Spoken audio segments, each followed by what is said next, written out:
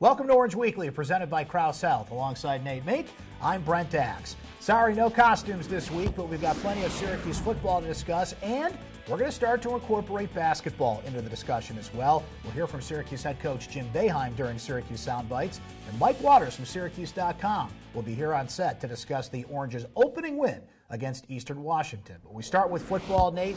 The Orange take care of business against Wake Forest, get a road win in the ACC, and a few things that they hadn't done in recent years.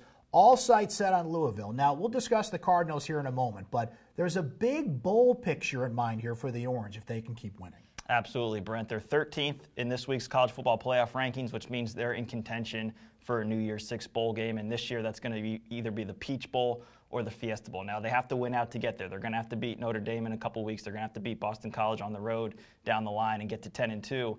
But if they do that, all those things are in place for them, I think, to leapfrog some of those other teams above them right now and secure that major bowl bid. It's interesting to hear Syracuse AD John Wildhack say that geography is in play here. So if they can't get one of those big bowl games that you mentioned, it feels like we could be going to Yankee Stadium twice in the next 2 months here. Syracuse, Penn State, Pinstripe Bowl, I think all parties involved would like that. I think that's a great game for Syracuse because you have a national brand in Penn State, and they're a Northeastern school that you can point to if you come out of that game successfully and say, hey, maybe this helps us a little bit on the recruiting trail in the Northeast moving forward. But you're right. It's all about, once you get beyond the New Year's Six, it's all about geography, ticket sales, the strength of your fan base. And I think when you look at that Camping World Bowl in Orlando, they see NC State sitting there at 10-2, 9-3.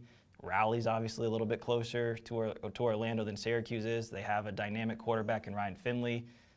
They're going to be the pick, I think, for the Camping Bowl, and that, I think, will send Syracuse back to Yankee Stadium at the end of December. Now, we're all assuming here that Syracuse beats Louisville on Friday, and I think we're right to assume things. Look, it's football. Anything can happen. Don't turn the ball over and everything I'm supposed to say here. But, man, Louisville's awful right now. What has happened to Bobby Petrino's Cardinals? They've just completely lost faith in their coaching staff, I think, and that's, I think, where you got to point the blame to. And it starts at the top, and there's been a lot of people in Louisville that have questioned some of his hiring practices in recent years, hiring some family members. Brian Van Gorder, the defensive coordinator, was fired at Notre Dame a couple years ago. That has not been the solution they were looking for on that side of the ball. And they've lost some good players, namely Lamar Jackson, who was a Heisman Trophy winner. He's gone, and I just think he's lost the locker room. I think they just do not have that belief at the top right now that they need to be successful week to week. Dino Babers starting a new tradition with this Friday night game. He wants the seniors to come back out on the field after the game and acknowledge the crowd and have the crowd an opportunity to acknowledge the players. And I think they're going to be acknowledging a big win by the Orange. It has not escaped me, nor has it escaped you or many Syracuse observers this week, Nate, that the football players, the staff, even AD John Wildhack have noted how merciless Louisville's been in recent years. I think Syracuse returns the favor on Friday night. I'm going to say the Orange win 56-21. I'm with you, Brent. John Wildhack used merciless. I use the word humiliating. If you just look back at the 4 games since these teams joined the ACC, in 2014, it was a comedy of errors. It led to George McDonald's firing after a 28-6 loss. 2 years ago in the Carrier Dome, it coincides with Lamar Jackson's Heisman moment, leaping over Cordell Hudson. Last year in sloppy conditions in Louisville,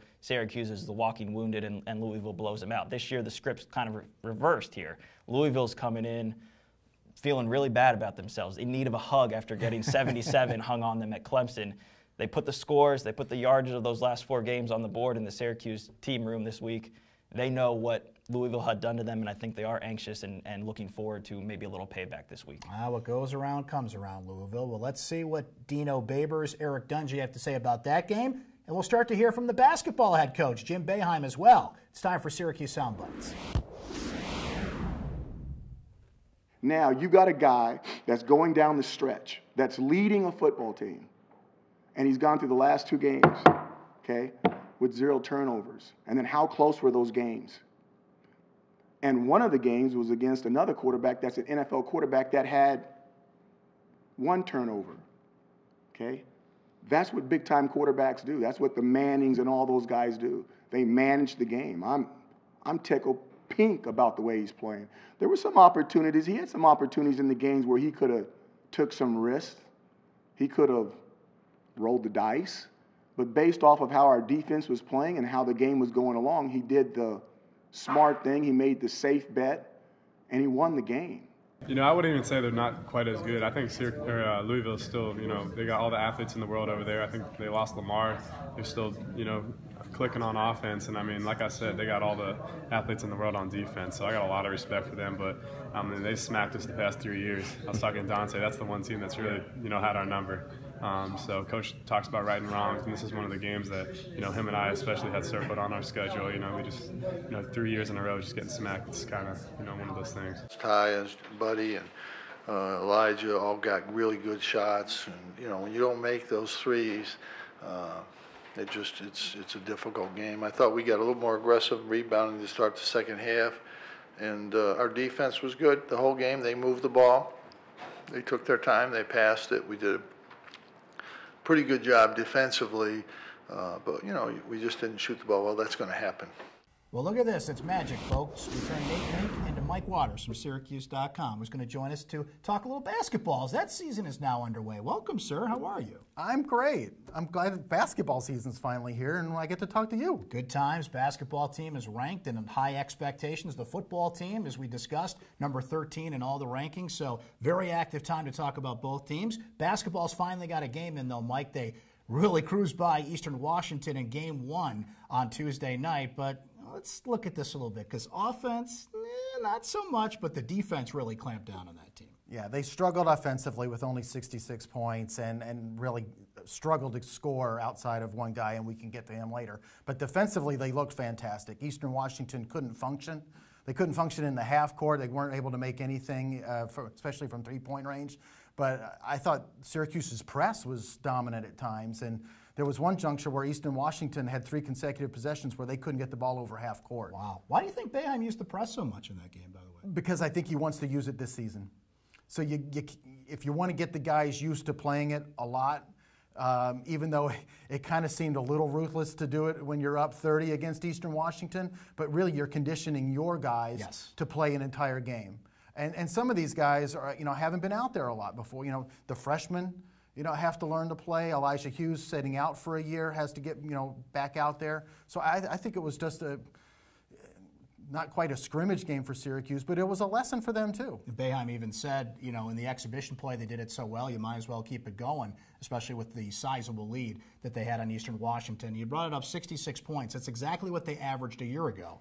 This was a team that struggled offensively a year ago. So, yes, it's very early on, and I think with all the offensive options this team has, it's only going to grow. But there was one guy who did shine in that Eastern Washington game on the offensive end, and I think we're going to talk about this gentleman throughout the season doing this from time to time, and that's OSHAE BRISSETT getting over the 20-point mark. He had a great game. 20 points, 8 rebounds. But the big thing about OSHAE, in the first 2 exhibitions, he shot it well, both inside the three-point line and outside. Last night against Eastern Washington, he really attacked the rim well, and that's something that the coach has talked about all last season. He needs to finish better at the rim. He only made 35% of his field goal attempts last year.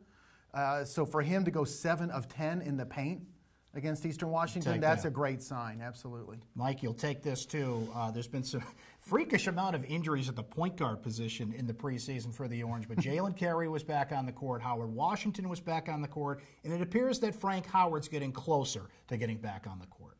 Yeah, all the point guard injuries is getting to the point where no one wanted to sit near him, you know, because it might be contagious. But you got a couple of the guys back against Eastern Washington. Jalen Carey was able to come in and play 18 minutes. Howard Washington gets to play for the first time since wrecking his knee, tearing the ACL, undergoing surgery last January. That's a remarkable recovery for him, and it shows a lot of the work that he did in the offseason to get back. And now we wait on Frank Howard. They got to get the senior returning starter at the point back in there.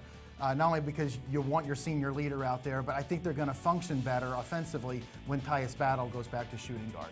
Great to get some basketball in the mix here. We'll be having Mike here on Orange Weekly throughout the season. Thank you for coming on today. For Mike Waters, for Nate Mink, I'm Brent Axe. This has been Orange Weekly presented by Krause Health.